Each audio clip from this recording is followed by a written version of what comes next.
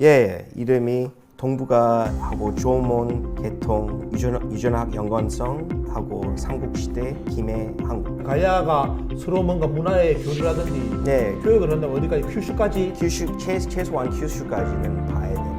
한국하고 일본 사람들의 그 친연성, 유전적 친연성을 보면 한국하고 일본 사람들과 공유하는 그 게놈이 91%가 동일해요. 9%만 일본 사람들하고 틀려요. 왜 그러냐면 일본 사람들 그 9%가 조몬 계통 그 사람들한테 영향을 받고 한국 사람들은 거짓말을 받았고 황하에서 동쪽에 있는 사람들한테 영향을 더 많이 받았어요. 여기 고대 인골들하고 비교를 분석을 하거든요. 여기 실제로 유전학 쪽에서는 지금 대문고 용산하고 홍산문하고 한국문하고 하가점하청 한국하고 연관성이 있다. 연관성이 있는 걸로 다 데이터는 나온다. 답은 다 나왔는데 근데 그거를 갖다 이런 유전학적인 데이터는 무시하고 자꾸만 반갑습니다. 해외 한국학 실태, 한국사 어떻게 해외에서 소개되고 있고 가르쳐지고 있는지 그 실태에 대해서 계속 여러분들께 공유를 해드리는데 오늘은 8번째 시간입니다. 앞에 많은 분이 좀 보시고 좀 무거운 내용을 많이 보셨을 건데요. 우리 국민들이 상상하는 내용을 초월해가지고 한국사가 왜곡돼가지고 해외에 소개되고 있는 걸 여러분들 아마 다 보셨을 겁니다. 그래서 오늘은 이제 또 조금 더 이제 좀 밝은 내용이 됐으면 좋겠는데요. 오늘은 가야 이야기를 한번 해볼까요? 지금 가야가 최근에 이제 임나 문제하고 많이 시민들 논쟁에서 해가지고 학계 논쟁의 대상이 됐는데 뭐 전공 분야하고도 관련되어 있다니까요. 지금 해외에서 그 분자 인류학과 이걸 통해서 가야 문제를 보는 시각, 일본에서 또 보는 시각 여기에 대해서 지금 어떻게 하고 있는지 한번 정보를 한번 공유를 해주셨으면 좋겠습니다. 그러니까 3년 전에 이것도 처음이죠. 그 분자 인류학 논문이 발표됐어요. 그러니까 김해 지방에서 주로 출토된 고인고를 갖다가 그 게놈 분석을 했거든요. 근데 거기서 참 그 특이한 그런 결과물들이 나왔어요. 근데 거기에 핵심적인 내용이 뭐냐면요. 그러니까 이 고인골들은 1700년 된 고인골들이에요. 그러니까 열국시대 그 중세 정도 되는 시기거든요. 300 AD. 그때 이제 대성동 고분 같은 데에서 이제 출토된 유골들을 갖다가 봤는데 2명은 남자고 6명은 여자였거든요. 그 시신들이. 근데 분석을 해보니까 어떤 유골들의 그 유전자를 보면 그 혹시 조몬 시대 토기 들어보셨죠? 그 일본에서 찾은 인골들이 그러니까 2300년 이전의 인골들을 조몬 시대의 인골들이라고 그 주장을 하거든요. 근데 그 유전자를 갖고 있는 사람들이 한반도 남부 어떤 그 이제 외딴 섬 같은데 가덕도 같은데 들어보셨죠? 거기서 이따금씩 나오거든요. 현재로서는 일본 사람들하고 한국 사람들에는 그다지 조몬 유전자가 높지 않거든요. 주로 일본인들이 꽤 많은 편인데 9%밖에 안 돼요. 9%에서 10% 사이. 그리고 한국 사람들은 거짓말 1%도 안 나온 셈이거든요. 근데 가야 시대 때는 그 조몬 계통 거짓말 100%를 갖고 있는 사람이 2명이나 찾았어요. 대성동 고분에 두 사람 인골에서 그 조몬 사람들이 살았다. 그러면 가야 지역에 속된 말로 조몬 사람들이 와서 살았다. 같이 생활 가정 공동체가 있고 그리고 거기서 또 어떤 한 두세 구의 인골들은 또 현대 일본인들 특히 규슈 지역에 사는 그런 일본인들하고 또 연관이 돼 있었고 그리고 또 다른 시신 또 이제 현대 한국인들하고 되게 가깝다고 그런 연구 결과가 나왔거든요. 이게 어떤 이 논문입니까? 이름이 동북아하고 조몬, 개통, 유전학 연관성하고 삼국시대, 김해, 한국. 그래서 가야 지역의 유전학적 그런 다양성에 그 조몬 영향이 많았다. 그런 논문이거든요. 그럼 가야계는 가야계 사람들이 있고 조몬 사람들도 있었고 규슈 사람, 규슈 일본 사람, 현대 한국 사람도 있고 현대 일본 사람도 있고. 그러면 가야의 영역을 어디까지? 가야가 서로 뭔가 문화의 교류라든지 교육을 한다면 어디까지? 큐슈까지? 최소한 큐슈까지는 봐야 되는 거. 가야가 그렇게 그쪽 사람들하고 이렇게 연결된 꼬리가 있었다. 그게 유전학적으로 나온다. 그러니까 가야 사회는 단일 민족 국가가 아니고 다민족 국가였다. 근데 주로 살았던 사람들이 주로 현대 한국인들하고 친연성이 많이 있었고 현대 일본인들하고 친연성이 있었고 고대 조몬인들하고 그 연관성이 있었다. 그 내용이에요. 조모니고 큐슈고 이걸 지금으로 만다면 역사로 만다면 왜잖아요. 왜? 왜? 그 왜는 지금의 일본의 왜가 아니라 예. 그 초기 왜. 예. 그 초기 왜는 가야고 연결된 고리다. 예. 고리 다 예. 이렇게 연결된 고리가 있다. 네, 수쿠시 지역에 사는 왜들이죠. 그리고 이거는 이 사람들은 다 평민들인 것 같아요. 예. 주로. 그러니까 평민들 중에서 이거 상류층이 아니고 상류층을 아직 분석을 안 해봤으니까 모르죠. 근데 평민들 중에서도 우리 현대 한국인들도 있었고 현대 일본인들도 있었고 그리고 조몬 계통 사람도 있어. 서로 근데 요즘 현대 일본하고 한국에서도 조몬 유전자가 그렇게 높게 갖고 있는 사람들은 거짓말 없거든요. 다 혼혈돼가지고 소멸돼. 그러면 가야 그 조몬 사람들 가졌던 사람들이 다 어디로 갔을까요 지금? 가야. 그러니까 하도 한국 계통하고 일본 계통 사람들이 너무 많아가지고 혼혈이 돼가지고 결국 소멸이 된 편이죠. 흡수됐다는 소리죠. 왜냐하면 혹시 옛날 고인류에서 니안데탈 들어보셨어요? 예. 니안데탈이 우리 호모사피엔스하고 계속 혼혈을 통해서 소멸이 되었거든요. 왜냐하면 우리 조상들이 흡수를 해버려가지고 그런 식이죠. 근데 저는 저희 이제 연구하는 것이 주로 유전학이거든요. 그래서 저는 유전학에 대한 그런 관심이 매우 높거든요. 근데 주로 최근에 나왔던 한국하고 일본 사람들의 그 친연성, 유전적 친연성을 보면 한국하고 일본 사람들하고 공유하는 그 게놈이 91%가 동일해요. 9%만 일본 사람들하고 틀려요. 왜 그러냐면 일본 사람들은 그 9%가 조몬 계통 그 사람들한테 영향을 받았고 한국 사람들은 거짓말 안 받았고 한국 사람들은 오히려 그 일본 사람들하고 뭐가 차이가 있냐면 황하에서 동쪽에 있는 사람들한테 영향을 더 많이 받았어요. 그러니까 황하의 동쪽에 사는 사람들은 대문구하고 발해 영향. 그 원래 지금 그 동이문화에 예, 그쪽 지역인데 예. 다 연결된 고조선 연결하고 다 그럼 같은 그럼 연결고리가 다 완전히 나온다는 거야. 예.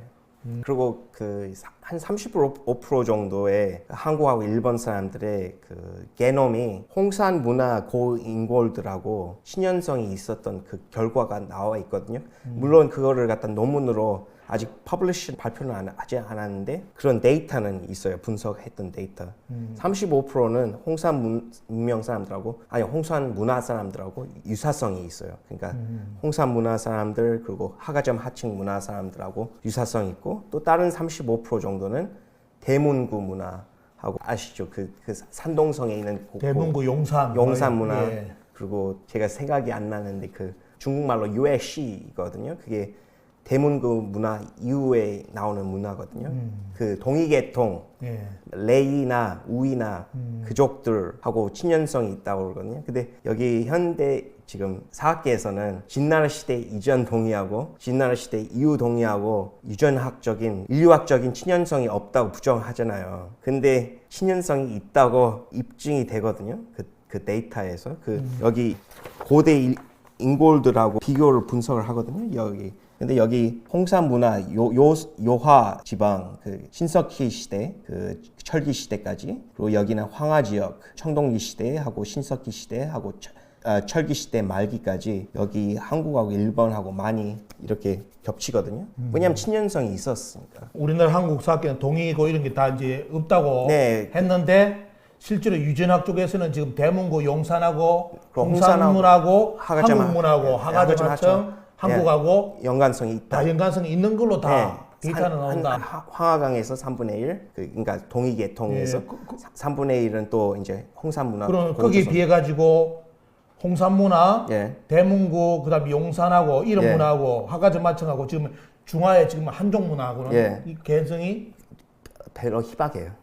그럼 확실히 나와버렸잖아요. 답은 다 나왔는데. 근데 그거를 갖다 이런 유전학적인 데이터는 무시하고 자꾸만 오늘 여러분들 중요한 오늘 이야기 듣습니다. 유전학 이야기인데 유전학으로 여러분들 지금 오늘 다 이 논문을 소개해드리는데 이 내용은 뭐 유전학 관련된 논문이기 때문에 명백하게 이제 다 데이터로 다 검증해가 나온 건데 아시다시피 지금 이제 산동성의 대문구 문화, 용산 문화 그 동위문화권이 나오죠. 그리고 이제 지금 홍산 문화하고 거기에 이제 하가지 맞죠 고조선 연결되는 문화권 거기하고 다 한국인들하고 연결고리가 있고 그러면 이게 이제 중원 문화권이라면 이 문화권이 중국의 중원 사람들하고 관련이 있어야 되는데 관계성은 예, 없다.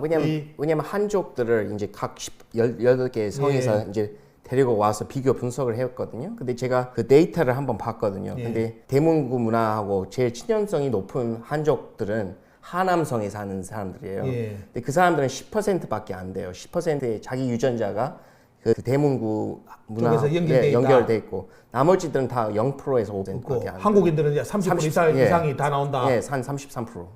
그리고 그럼- 일본 사람도 33%. 뭐 어느 정도 다 왔네. 예, 그리고 이제 홍산 쪽에서도 34%. 예, 이야. 그리고 홍산하고 제일 친연성이 높은 중국인들은 그 하북성에 사는 사람들이거든요. 그 사람들은 대략 한 8%에서 10% 사이 정도 나오거든요. 근데 그 외로는 뭐 광동성 거의 같은 없다. 게 0% 정도 되고 그래요. 이 논문은 그럼 좀 이건 또 뭡니까? 이거는 이 논문은 주로 일본 사람들의 유전학 그러니까 조상들을 세 갈래로 나누거든요. 이제는 더 이상 조몬하고 야요이로 안 나누고 조몬, 야요이하고 고분 시대 사람으로 나누거든요. 근데 여기는 그 이제 결론에 좀 문제가 되는 것이 그 고분 사람들을 또 중국인들하고 또 연결을 시켰어요. 한반도를 거치지 않고 갔던 중국 사람들이다. 예. 근데 그 또 다른 연구에서는 동경대학교에서 제가 그 논문을 안 갖고 왔지만 2024년 10월 달에 나온 논문이었거든요. 이거는 2021년 9월 달에 나온 논문이었거든요. 최근에 나온 논문은 동경대학교에서 나온 논문은 고분 시대 사람들하고 야요이 시대 사람들은 한반도에서 건너왔다. 그리고 91%의 일본 사람들의 그 게놈 유전자가 한국 사람들하고 동일하다. 그런데 이제 조몬하고 예. 야요이는 한국 그게 도래 쪽으로 인정하려는데 예. 고분 시대는 인정 못하겠다 하는 논문이요. 예. 그게 어느 일본 서기에 등장하는 내용인데 예. 전부 다 여기서 건너간 사람들이잖아요. 예. 그게.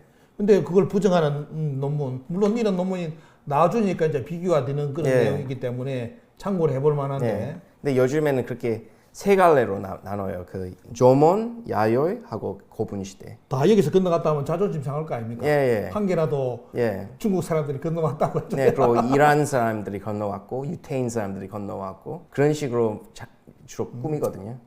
참 어쩔 수 없는 뭐 현실이라 보고 뭐 다 아는 이야기지만은 또 하여튼 오늘 이 시간은 소중한 오늘 이야기 들었습니다. 예. 홍산 문화 그리고 이제 그 중에 하가점 하청 그리고 대문고 용산 문화 쪽 지금 그쪽 문화 그 후속 문화까지도 연결으로 유전자로 이제 이야기한다면 한국인들하고 그리고 또 이제 한국에서 건너갔던 이 열도에 건너갔던 사람들하고 거의 많은 프로테이지가 연결되어 있다는 거. 예. 이게 이제 중요한 특성이라는 거 오늘 분자 인류학입니다. 예, 분자 인류학.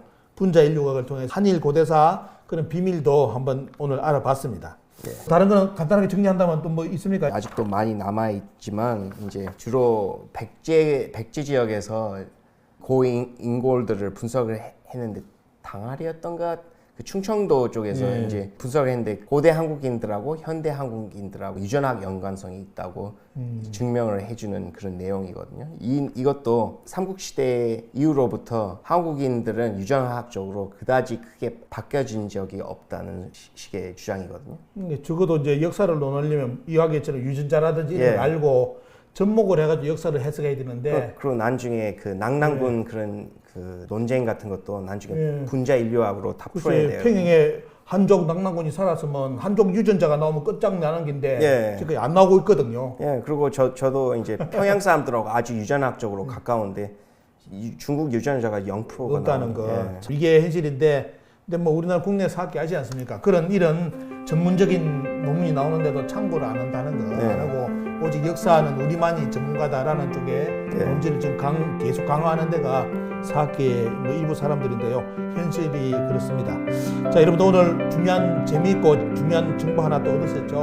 한일 고대사 인류학, 토기 홍산문화, 이제 대문고 용산문화까지 연결할 수 있는 그런 최근에 이제 논문을 여러분들 오늘 소개를 받았습니다. 많이 활용하시고요. 다음 시간은 한번 언어학적으로 한번 또 들어가볼까요? 예. 오늘 여기서 8번째 시간 여기서 마치겠습니다. 감사합니다. 감사합니다.